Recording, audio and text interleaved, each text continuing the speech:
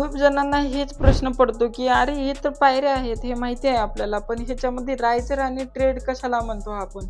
Riser म्हणजे आता ह्याच्यातला आहे ना, रायझर आणि ट्रेड ह्याच्यामध्येच आपण कन्फ्युजन होतो. रायझर कशाला म्हणतात आणि ट्रेड कशाला म्हणतात? चला मी तुम्हाला सांगतो रायझर आणि ट्रेड कशाला म्हणतात आणि याची साईज किती असली पाहिजे.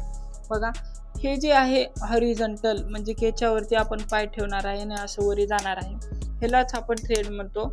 आणि हे रायझर आहे. रायझर कशावर ओळखा? राईज म्हणजे वरी होणं, म्हणजे वरी जाणं, म्हणजे की हे बघू शकता की हे वरी जातोय ना, म्हणजे की आपण स्टेप एक एक पद्धतीने वरी जातोय. म्हणजे हे शॉर्ट पद्धत तुम्ही ध्यानात ठेवू शकता की ह्याला रायझर म्हणजे राईज जे वरी वर्टिकल डायरेक्शनला आहे आपण त्याला रायझर म्हणतो, आणि जे हॉरिझॉन्टल आहे त्याला आपण ट्रेड म्हणतो. तर ट्रेडची आपल्याला साईज किती असली पाहिजे? मिनिमम आपल्याला ठेवली पाहिजे इथं 11 इंच ठेवली पाहिजे.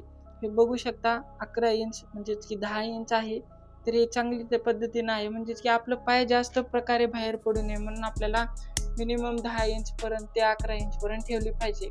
आणि आपल्याला रायझरची किती असली पाहिजे? रायझर 7 इंचाचा असला पाहिजे, म्हणजे 7 इंच किंवा कमी असलं तरी चालून जाईल, पण अशा पद्धतीने आपल्याला इथं ठेवायचं असतं. तर ह्याला आपण रायझर आणि ट्रेड आपण म्हणतो. तर